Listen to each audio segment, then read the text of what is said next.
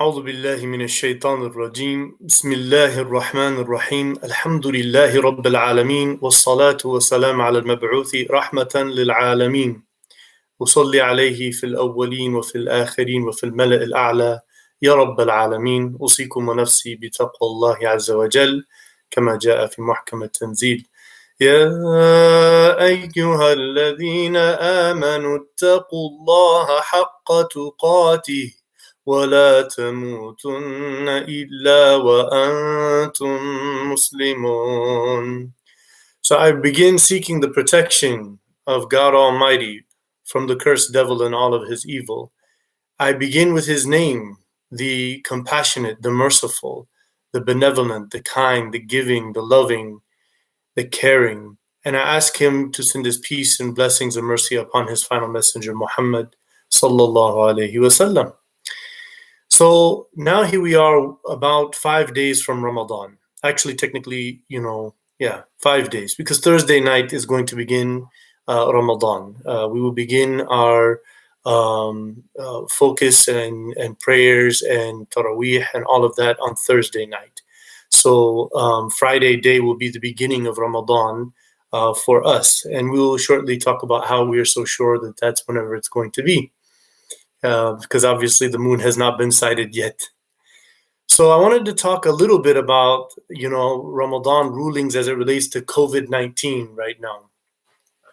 First of all, there is a strange fatwa going around. And when I say strange, there is the established schools of thought and the established opinions amongst many scholars. There are not just 4 schools of thought. Those are the 4 most popular and most widely circulated. They have lots of scholarly analysis and different treatises that are explaining and expounding upon them. But there are over 90 scholars that are well known and well thoroughly, detailed their law system. And then out of that, past that, there are thousands and thousands and thousands upon thousands of scholars in our history that are respected and noble, noteworthy scholars of great knowledge whose opinions are established as the mainstream. So when we say a strange opinion, it's actually a way of talking in the juristic language, ra'yu shadh, or ra'yu shadh. So the strange opinion is one that maybe 1 or 2 or a handful of scholars have said, but then all of the other scholars felt the need to refute it, and they came down a bit harsh on the refutation. So when we're talking about the virtual Jumu'ah or the virtual Taraweeh, we respect the scholars who have given this fatwa. Those are scholars. We respect them. That's not the issue here. The opinion doesn't make any sense, and it's creating an opening in the modern world that after COVID-19, God saves us from it, then it could diminish the value of the mosque.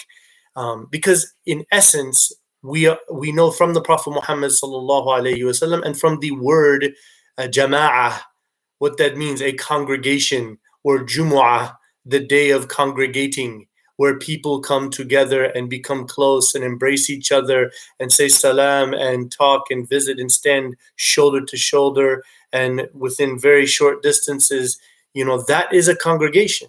And so the virtual Taraweeh or Jumu'ah will not be a congregation. It will not fit the means. So those scholars are trying to say, well, there's a necessity now. And there's an Islamic legal principle that they're using. It's not like they're just making stuff up for their whims. We have a legal tradition. And they're saying, al-dururat tubih al-mahdurat. So they're saying that the necessity will permit those things that are impermissible.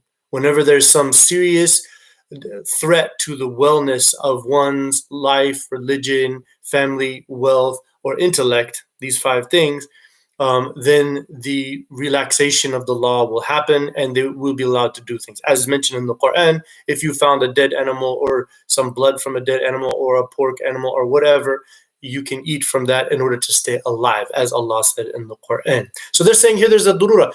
I don't see any durura to have a virtual congregation or some sort of virtual Taraweeh. Because why? Everybody can still do that at home. So, but what we're missing is the community, the interaction with people. And so it's not that we have to have a congregation. It's that we miss seeing people. So mosques should be doing virtual programming like we're doing now. We hope that obviously when Ramadan comes, people will be a little bit more focused on their religion, and we'll have a lot more people coming in for this. And, we should call all of our families to be part of that, because we are called as a collective of believers. Ya ayyuhalladhina amanu kutiba alaykum as-siyam. You who believe, as a plural. Fasting is prescribed upon all of you collectively, as it was before those before you, so that you may live a life of piety. And so basically, we are going to be doing this virtual Ramadan, that we have a very deep, enriching, multifaceted, multi-layered program with social, spiritual, intensive, small reflections. We're going to do everything in Ramadan that we can feel the presence of the Muslim community in our homes. So we're going to do that.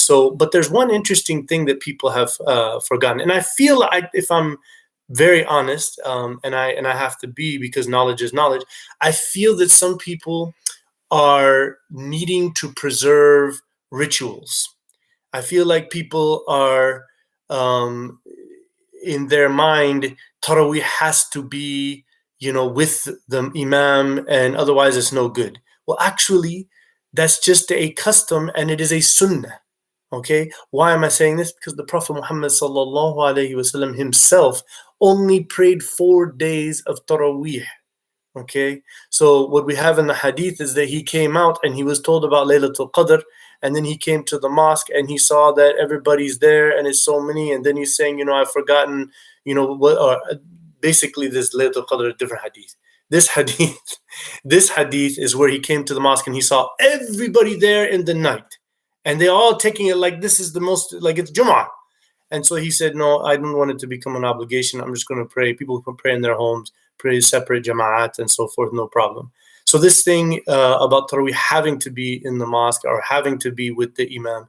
And then there's another thing that people feel like it has to be very, very long. And so in all good things, what is important is the quality and not the quantity. That is just a fact. But back again, the ritual is we were raised, and this is how we saw it done, and all that. Well, ask yourself how much spiritual benefit you're getting from that. Make sure that whatever engaging of worship that you begin in, that your sincerity and intention is there, and that your focus of mind and heart is right along with it while you're worshiping. And make sure that when you're doing it, you're not just doing it for the sake of doing it to check off a box. You are worshiping because you have a connection with your creator, provider, and sustainer. So let's make sure we preserve what a jama'ah is and keep it intact and never change that, no matter what. We don't need to change the nature of congregation in order to enjoy Ramadan or Taraweeh or a Friday. We can do other things that will complement that. So when COVID-19 is done, we'll all go back to the mosque and we'll be blessed. I can envision right now that there will be many more people at the mosque than were before. So the Prophet ﷺ is in authentic hadith commending the companions to keep like a mosque in their home, to designate like a musalla area. And he said, كَانَ يَأْمُرُنَا بِالْمَسَاجِدِ أَن نَصْنَعَهَا فِي دِيَارِنَا وَنُصْلِحَ صُنْعَتَهَا وَنُطَهِّرَهَا. So the Prophet ﷺ, he said, the companion, he is saying the Prophet ﷺ said, he used to command us to take in our home a special place for prayer, and that we should set off and relegate and designate a special place of our home that is just for the salawat. For the believer, it's mostly for sunan. Of course, now in the West, we have to pray some obligatory prayers there just because of circumstances and realities that we don't just have a mosque right outside the front door as it is in the Muslim world. So we'll have to pray some congregation of some obligatory prayers there as well. So that should be a special place. Should be clean. It should be a place where there's, Quran holders. Should be a place where it's nice, good, thick carpet for comfort. And then when the i'tikaf comes, because technically the i'tikaf is in the mosque, But you can basically, because now for here you're not talking about jama'ah or not jama'ah. You're talking about, staying focused in deep devotion and seclusion and connectivity in the mosque. And so that's perfectly okay to stay in that spot, even to sleep there and so forth, and to treat that like your own i'tikaf, to stay focused, to recreate the environment of i'tikaf in your home. So other than that, everything is the same. There's like people, oh, COVID-19 ruined Ramadan.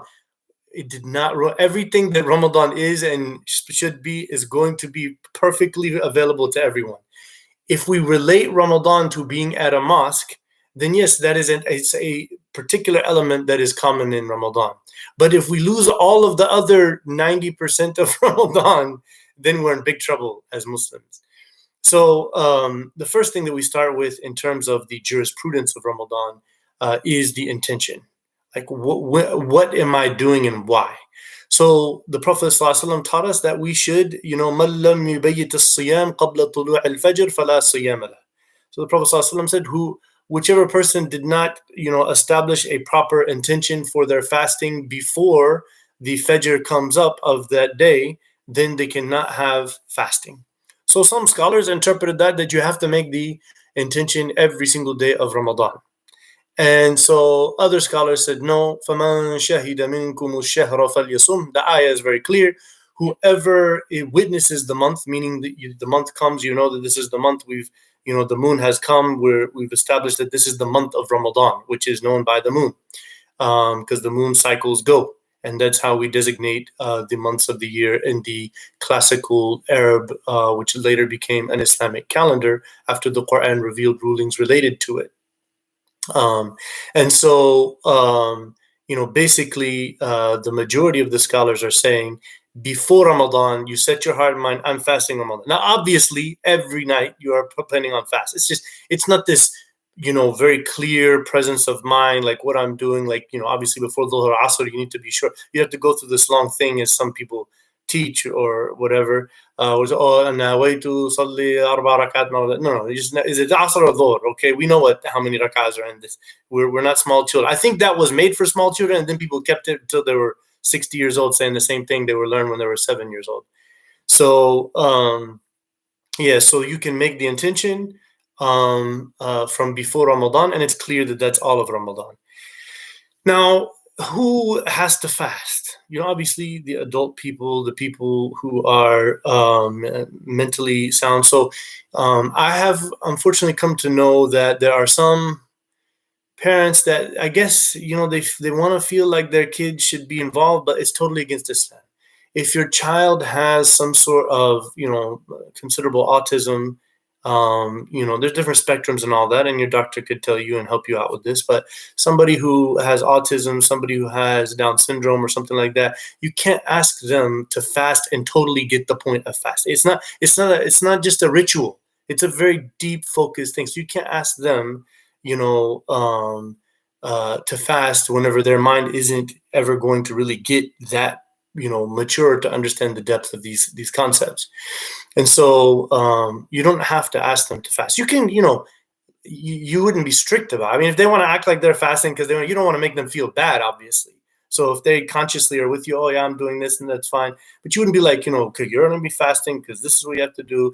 If they want to join, fine. If they don't want to join, then you don't make that a big deal. And similarly as children. So the Hanafi and the Shafi'i school of thought, they decided, okay, well, let's make an analogy. Fasting is like salah. And I'm saying that fasting is not like salah.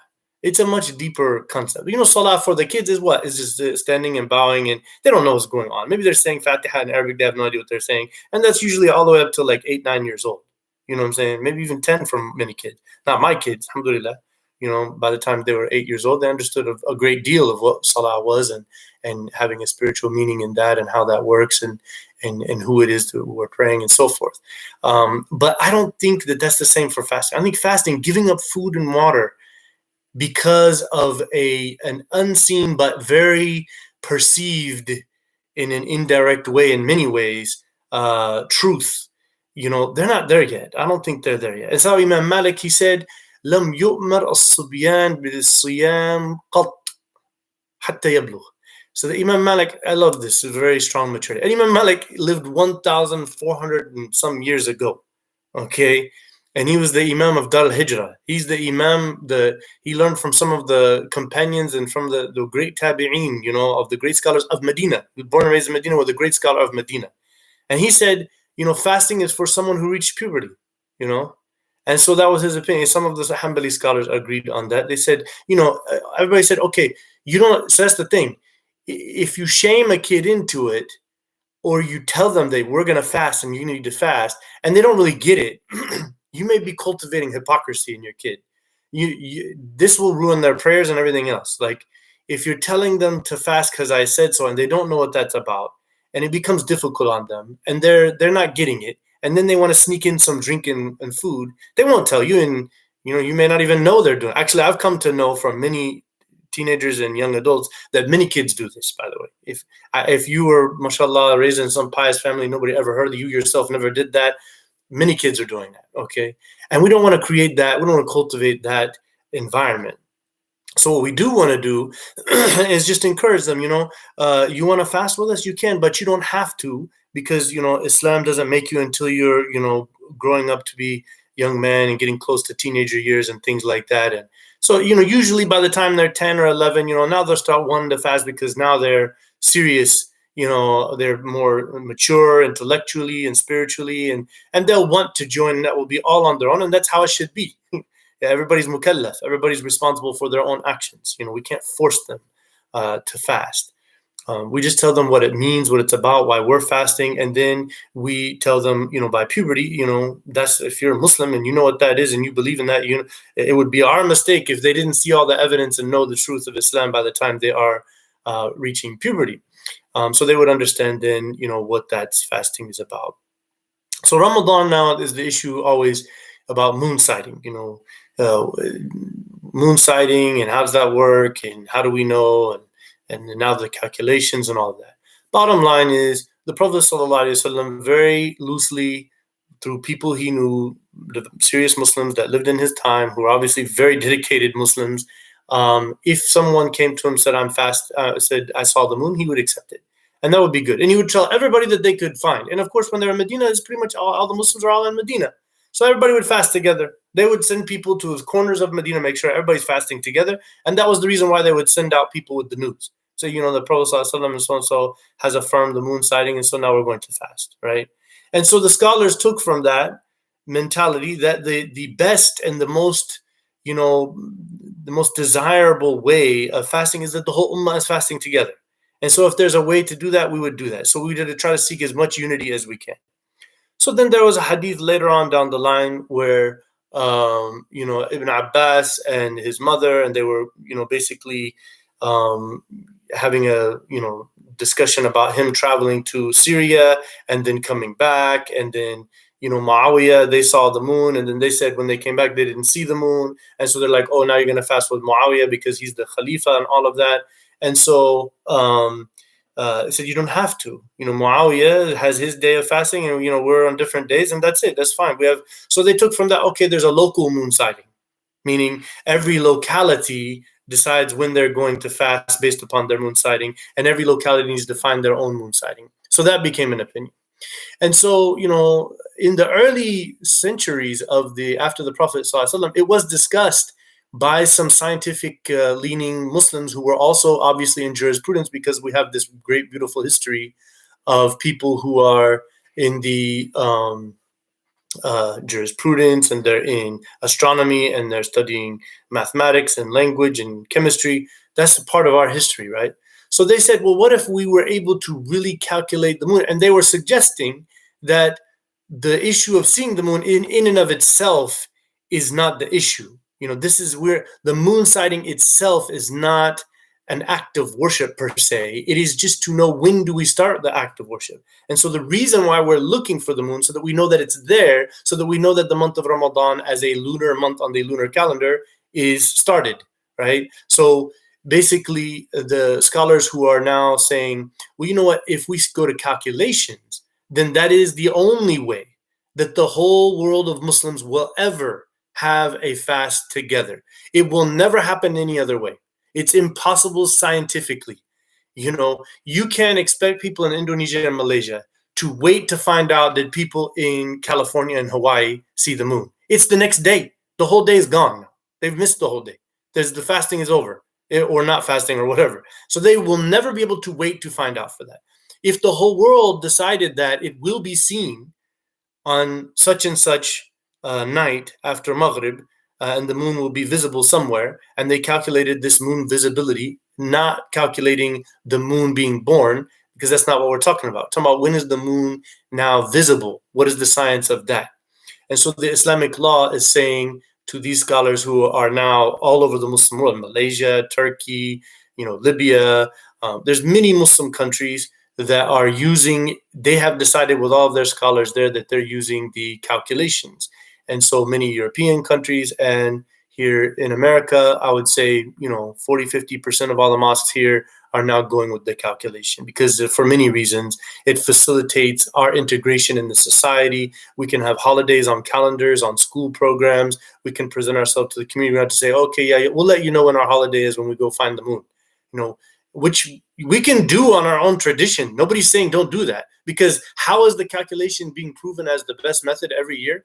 Because it says it will be seen in this area of the world.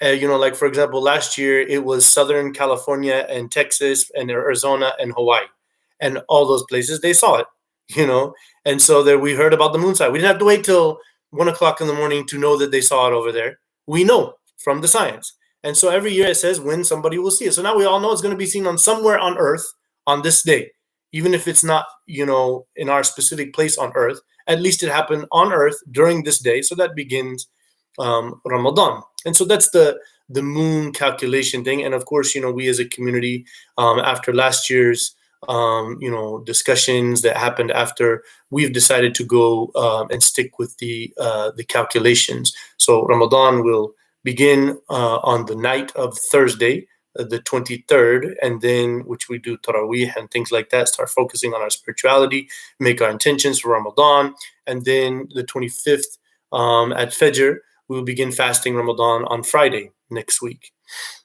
And then it will end again on Thursday night, will be the first night of Eid on the 23rd next month on May, and then Eid will be on the 24th, which I think is Sunday.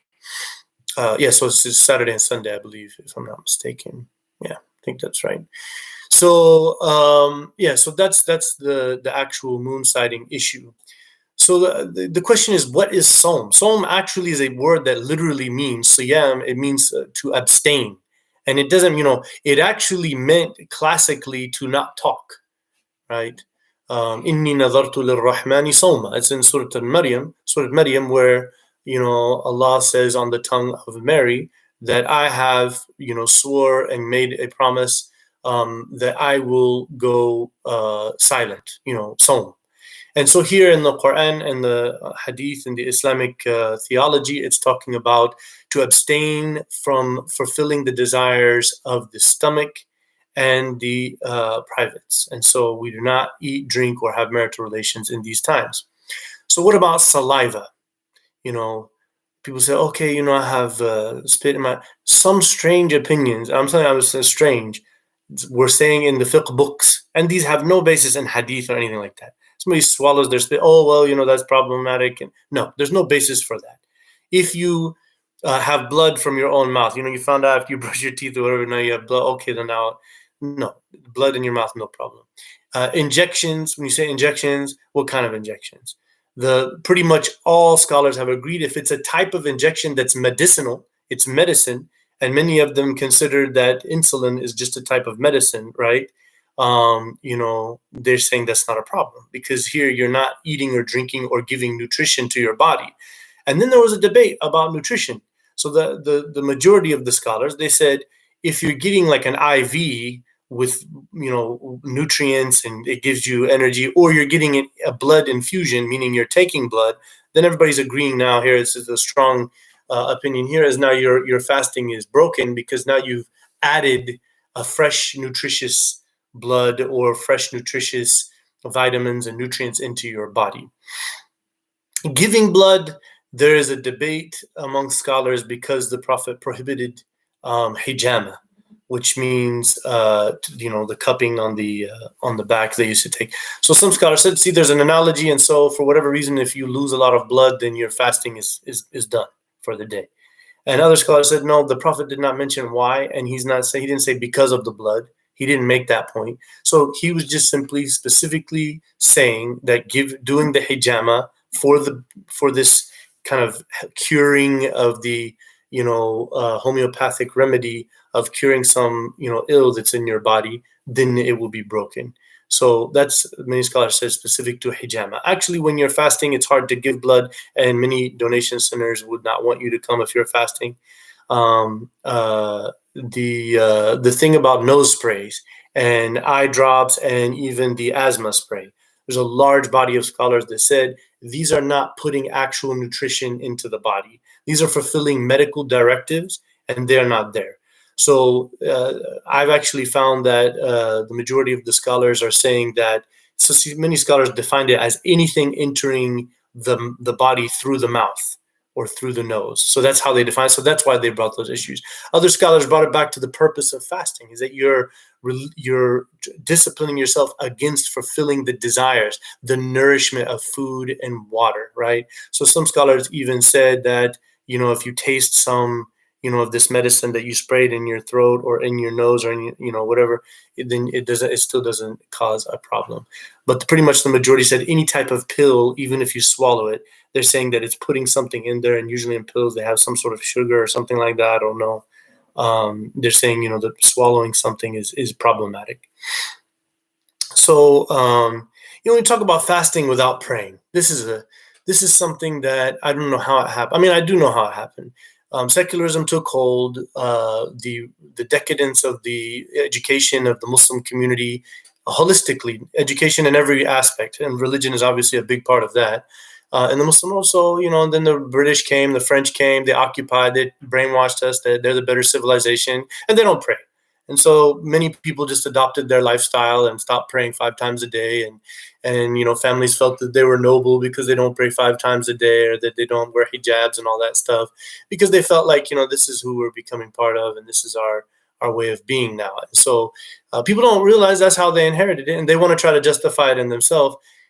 It's really, I pray, I hope and pray everybody will learn from the Quran and the Sunnah of the Prophet ﷺ, what the Quran and the Sunnah say. What did the preserved, divinely revealed scriptures say about praying?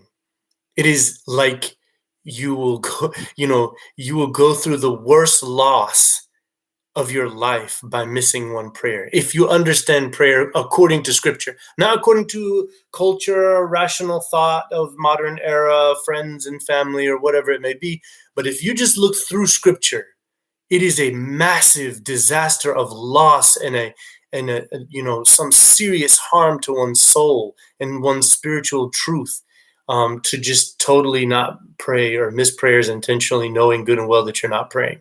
That's a big deal. Then claiming to fast, which is a secondary act of worship to prayer, then it just shows that you're very adamant about fasting every day, and now you get up for suhoor. You weren't getting up for fajr because you don't pray, and so now you're getting up for suhoor because you want to do the tradition. So now we're not sure, is this fasting really a devotion to God, or is this like a cultural, pastime, heritage? This is what we do as a family, and where I was raised, we do this thing. And then it means nothing on the day of judgment, if that's what it is. And that's why the Prophet ﷺ warned us. There are many people who are fasting. All they're getting out of it is starvation and thirst. And so this is not what it's about. It's about a spiritual focus. It's about connecting with the divine. So we want to make sure that we are praying and fasting. This is the time to start praying. I mean, if you're in Ramadan now, locked up, and now this is the time to start praying. So now we talk about Fajr versus Isha, and we talk about, what are these different timings? Because now we're fasting, and I don't know, I saw it before, they have a different time, this mosque, that mosque, this one said North America, this one said Qura and Karachi, and this and that. All of that really is related to this idea of the angle of the sun in how we define Isha and Fajr. And it goes back to classic schools of thought of Islamic interpretation of these things. And so basically how it was, the Prophet ﷺ, he said, the sun will be here, the sun will be there, the sun will be there. And they used to go out and look for the sun to find Fajr, Dhuhr, Asr, Maghrib, and Isha. Then, now science came, and so they just tried to put into a science calculation what they were already doing when they were looking at it, right? Now, when they were looking at it and they wrote those books, guess where they were? Pretty much all of them were much closer to the equator than we are, you see? So that's actually a big difference in terms of that. And then the second thing is, many of them would send somebody up high on a hill or a mountain. They didn't have buildings and things back then and all that stuff. So just to look and be there and so forth, And then some of them didn't do that. So they came up with different ideas. So pretty much the prevalent opinion is using an 18-degree angle. So that's that Quran, Karachi, and all that. Even the Egyptian one used 19-degree angle. So here in North America, the scholars have done a lot of researching all over the country, where they would, calculate the time based upon the different angles, and then they would go look from a high place and wait till we see that crack of light, as the Prophet said it, not the vertical one, but the horizontal one that kind of comes up in that one spot in the east, and then it starts to create that dark blue ring with that little orangish break of flatness. So that's why we're doing 15. I myself have, went over there and looked, how it is in the early morning, and I'm saying that it's you can barely see it at 15-degree angle, but it's a mark. They put it there. Let's be safe and just put it there. But I did not ever see Fajr at an 18-degree angle at whatever camps, or I've been to the ocean in Florida and here, and we did not see Fajr at all. And because it's like 20 minutes before, So now, there's no reason for all of that. So that's one thing. So the 15-degree angle is what we're putting out, and we'll be sending everybody that.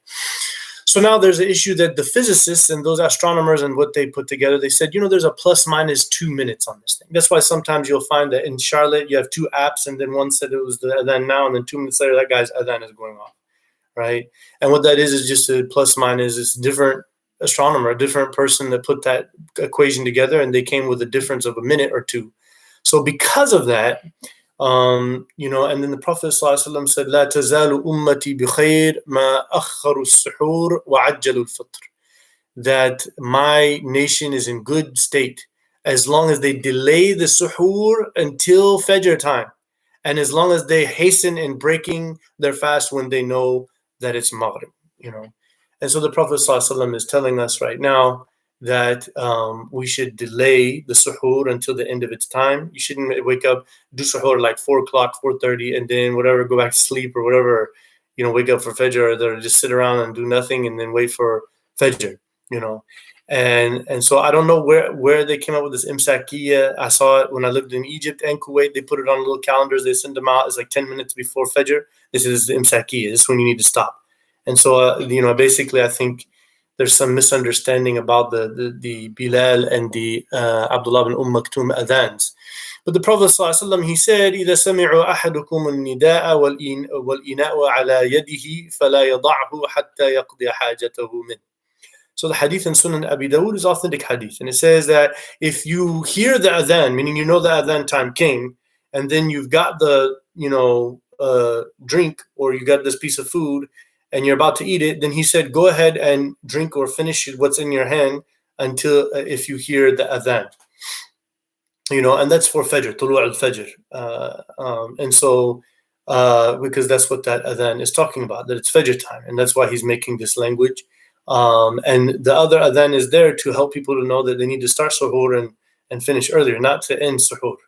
And so here, obviously, you're not going to get a bunch of stuff in your hand and be like, okay, now I heard the adhan. What this here is this, so with this 2 plus minus 2 minutes, so for Fajr, you really have 2 minutes after the adhan. Why am I saying that? Because in Islamic law, there is this asl, and the asl is yaqeen. So what we have is certainty. So I'm certain that it is nighttime and it is not Fajr yet. I cannot be certain of that until 2 minutes after Fajr. Because why? Because the scientist said, we just gave you you're not looking at the sun. You didn't see the sun. Nobody's ever seeing the sun when they decide when they're going to start their fast. You're doing it based upon a calculation. So they're saying our calculation plus or minus 2 minutes. Meaning what? There's a doubt until 2 minutes after Fajr starts, you know? So then 2 minutes after Fajr comes, somebody tells you it's 2 minutes after Fajr, and here you are with the drink. What you got in the right hand? And that you would just go ahead and finish it up because the Prophet ﷺ said that in the authentic hadith.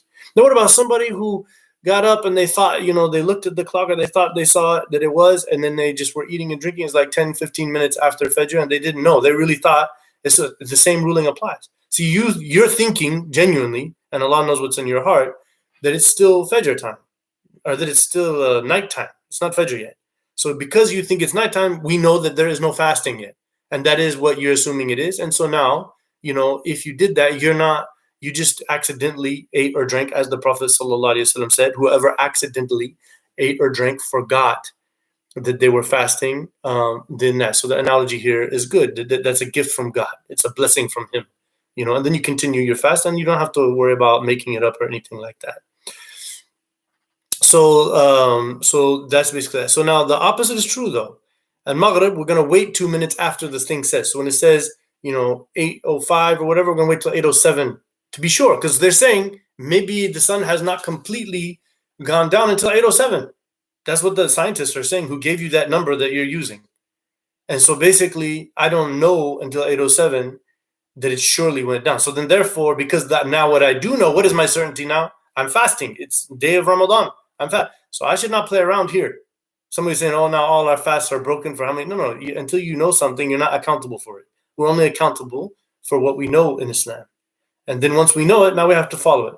So now, say somebody thought that the Ramadan, that the Maghrib had come, just by guess, but that's what they were doubting. They thought, they were thinking, oh, okay, I think maybe it's time to break the fast. And then they broke their fast. And then then they found out through means that are very easy to find out that actually it was not Maghrib yet. So that person actually broke their fast early and they have to make up that day. Why? Because the doubt here should have been, okay, well, I stay on my certainty.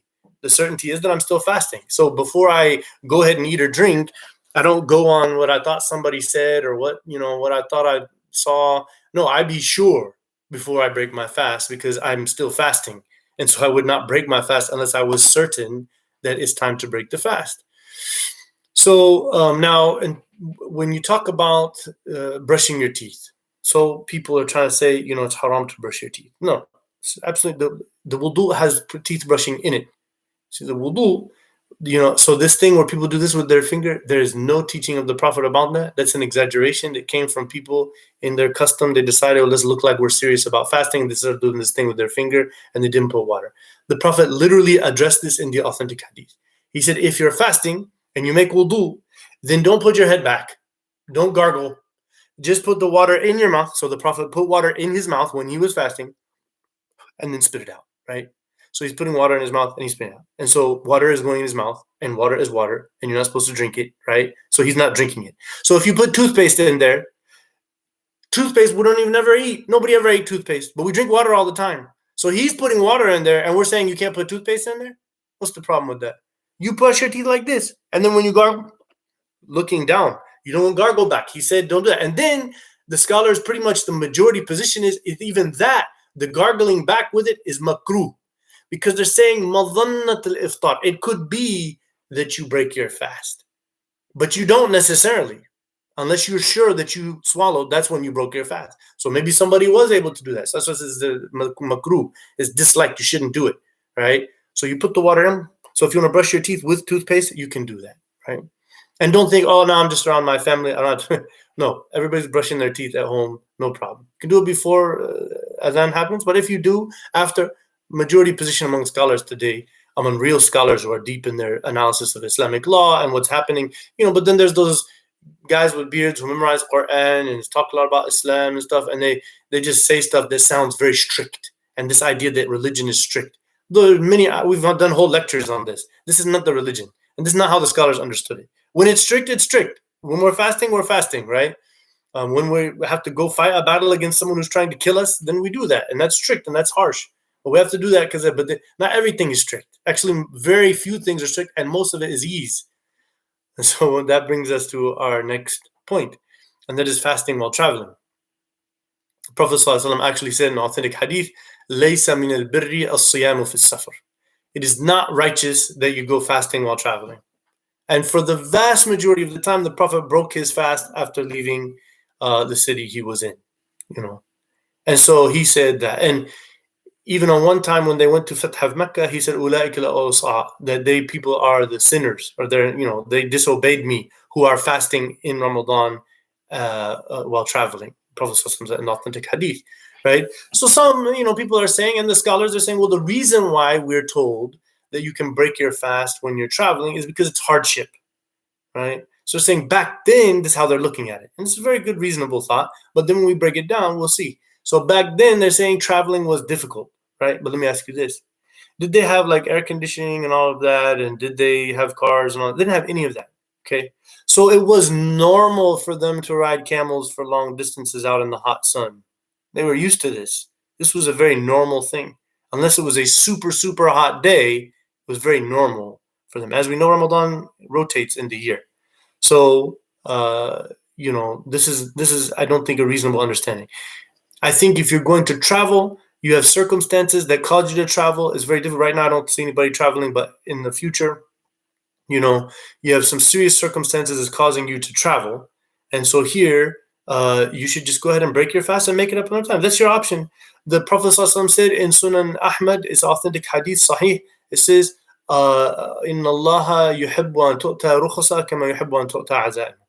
That God loves that you will take His permissions, just like He loves when you will buckle down whenever He asks you to do fasting or whatever. Here He's saying you can. So He's giving you a permission.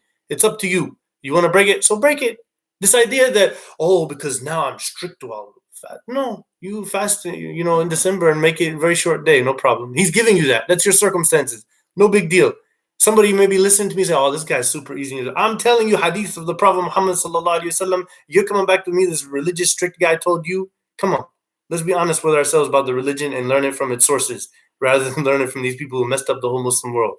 I'm very sick of this whole, tough, rigid, strict rules and regulation. It's a spiritual exercise. If I'm traveling, probably I'm not in my deep spiritual natural order of things. I'm in a serious issue, of business, something that I had to do, and I've got all these things I need to do, and I'm not my normal setting, that kind of thing. So seniors, do seniors have to fast? If you're 70, 80 years old, and the doctors have you have some sort of illnesses, whether it be blood pressure or whatever, or prostate, or certain issues that are very serious, whatever they may be, you can go ahead and break your fast. If you're very old and it's very difficult on you and you can feel any sort of hardship, then you should break your fast. When you get very, very old, subhanallah, I have a good friend of mine, in another city, who's 80 years old. And I was visiting him one time, and I got a call from the hospital, and the doctor said that 2 years before and the year before, he has told him, because he had some sort of episode, and he told him the problem is you're fasting. And then he went and he told his whole family. His whole family agreed with the doctor, and they're all Muslims. I'm not going to say where they're from. And then basically now he says, this is a kafir. He's a non-Muslim, doctor. The doctor has your best interest in mind. That's why he's a doctor. He spent all that time to heal people. He didn't do it to force his religion on you. He would tell you if you could fast. And so then I told him, yeah, Sheikh, you're old. You can't fast. He's like, astaghfirullah, what are you talking about? Islam, it says like that. Yuridullahu bikum yusr. In the concept of fasting, in the ayah that tells us it's Ramadan, and that's why we fast Ramadan, it says Allah wants ease for you. Wala yuridu bikum al-usr. He doesn't want hardship for you. So why are we making hardships for ourselves? So if you're sick, if you have a very strong, headache, or sick to your stomach, bad diarrhea, or whatever it may be, cold, go ahead and break your fast. Now if you have if you don't fast very often, and you have like a caffeine addiction or something like that, and then in the first few days you find that you're getting this, headache, the last 3 hours, this is not a reason to break your fast. This is normal. For many people who don't fast often, this is, if you've been fasting Sha'ban, like we should have been, then you will be used to it. It's normal for you. So this is this ruling. So, the ladies, there's some rules in the fiqh books, doesn't add up with the scriptures. They're very strict on the fiqh books. They wrote this stuff in there, and I don't see the evidence coming from Quran and Sunnah. Unfortunately, the thing is true. If the menses start and you are in the last 10 minutes of your fast and is before Maghrib, then of course you're gonna have to break your fast, and then that's the end of it. But you don't have to. If you some scholars, they said, okay, now it's 8 o'clock in the morning, and your menses came, but you have to fast the rest of the day so nobody knows or whatever, or no, there's nothing. Your fast is you have to make up that day. You break your fast, okay, and you don't have to go out and make a big deal about it in front of everybody, right? But you're gonna eat, as you feel comfortable. And similarly, if it ended, right, on that day, so you'll wash, but obviously that day you still don't get it. If it ended right before Fajr, then you're good. The next day you'll get it. So it has to be complete Fajr to Maghrib. That's fasting. Right. And then what about these things where the mother, the pregnant woman, and her children, she's breastfeeding and all that. This is ease. Do not put yourself through hardship. If it gets down into the winter days and the doctor says this trimester you're fine, okay. But now it's very long, and you as a woman need nutrients and all that for your baby to grow and all that stuff. Go ahead and get it up into a trimester where it's nice and everything it needs, whatever the doctors say on that is acceptable. And then just make it up in the December months, now November, December, January, February, it's a very short day. Make it up then. You have, you can do it then. You can do one every couple of days, and then there's, it's the strength is coming back, the nutrition is coming back. If you're breastfeeding, that child needs good nutrition to grow into a good person. So the scholars have all pretty much made the permission here. So now, in terms of leftover fasts, so she's last year, and then she still has 5-10 days, so she has to make them up next year. It's no big deal. I mean, this thing about she pays, that I'm not convinced with that fatwa. There's a fatwa, some great scholars said like that, but the majority of scholars said no. You just make them up whenever you can. If you're having kids and breastfeeding, and you go, but the legitimate fatwa comes now. She's got 800 days, she's been every year for 5-6 years, those families, I don't advise that way of building a family, not from the scripture as well. I don't think that's a healthy way to, but if that's the way you do it, then, some scholars saying now you can just pay for 100 days of, expiation for those people who were poor, and so you would feed them. And that's the same thing. If your sickness is a type of sickness that it will get weaker, it will get better, or with time you expect it to get better, it's medically expected to go away, or will go away, or it will be easier in shorter days, then you make it up. But if you're one of those with the perpetual sickness, or a sickness that it does scientifically and medically, it's not expected to get better, you're going to need to keep taking medicines, and it's going to be the same hardship. Here is where you pay for one poor person's meal a day. And what you can do is you can go to the MCC will keep a special account to feed poor people with that money, so that your intention of your kafara is being paid. So fasting with tests and sports, sports, I don't understand the thing here. If you're in a sport, then if it's fasting is too hard for you, then don't play the sport. There's no necessity of sports. There is, and we have many Muslim athletes who said they were able to do it, and that's they were able to do that, and they didn't die. And I didn't hear of any examples of some guy fasting and he died. And I've seen when I was in Egypt and Kuwait, we see them playing soccer out there, very intense, for like 2 hours before Maghrib, and that was back whenever it was still pretty late. So it was like 7 something over back then. 6, so maybe 7:30, because they don't do the time change. They don't switch the times around. So sports, I don't see it, but there is a legitimate scholarly opinion based upon some hard workers. The guy who used to make the khabbaz, the guy who makes the bread. Some scholars, Ibn Abidin from the Hanafi school of thought, he said, if that guy's out there making the bread all day so that people can have their fat, ready to break their fast, and it becomes very heavy, and there's evidence came that some people fainted and got seriously, medically harmed, from fasting, then if that is feared to happen, then he can break his fast when it gets really bad, just like being sick. So they're using that as a basis. They're saying, here's what they're saying. They're not saying any old test. They're not saying, sixth grader test, which again, sixth grader doesn't need to be fasting. It'd be better. We hope they're fasting. That's great. He's 12 years old or whatever. But, but they're saying the type of tests that are going to be consequential in their livelihood. That's where the fatwa comes from. They're saying this person's test, this SAT, the ACT, it's a final exam of the final grade, and that grade is close. And for that test, I have to be in full tip-top shape in my mind so that I can get the best grade possible. Otherwise, getting into this college or getting the right, passing grade is in danger. So that's where they brought that from. And they're saying that in this case, for that day, you can break your fast. And this is some, the Fatwa Council of Egypt, and some scholars in Kuwait said the same thing. Even some Saudi scholars said like that. Now, I think that that covers the main things that we had here. I'm going to go through some of these questions here. Yeah, of course, there's going to be a survey about our Ramadan programming. So tomorrow at 7 p.m., we'll be giving a survey about all kind of programs. I mean, this is going to be a special year for all of us.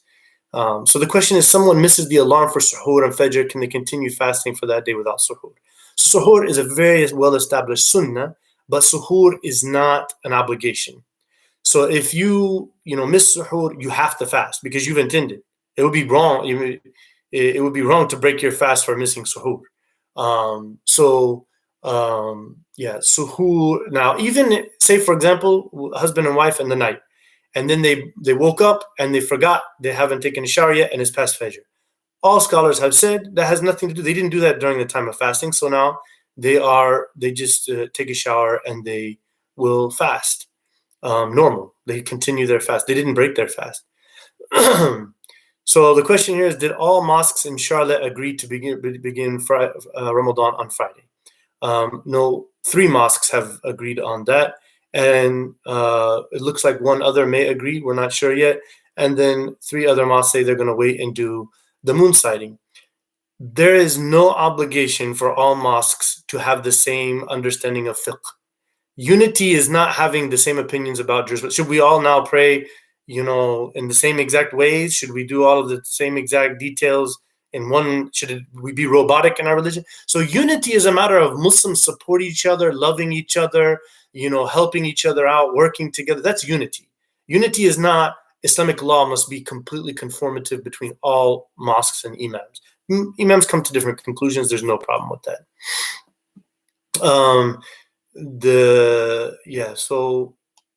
I think that's pretty much it. Looks like here. Yeah, we have a recording of Sheikh Abdurrahman Khan bring the whole entire deep fatwa for it. And so there's a large body of scholars. Amjad has a handful of scholars now.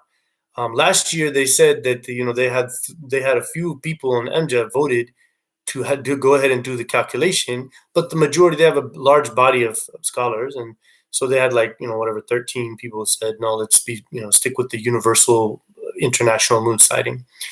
So that's that, inshallah. Everybody needs to, inshallah, tune in tomorrow at 7 p.m. We'll be presenting our Ramadan program. It's going to be something special. We want everybody to take some surveys related to it, and so that we can put the programs out that everybody is interested in, inshallah. Jazakumullah khair. May Allah bless all of you. Everybody stay safe and healthy, and may Allah bring us to Ramadan and give us all of its blessings. Ameen. Jazakallah khair. Assalamu alaikum wa rahmatullahi wa barakatuh.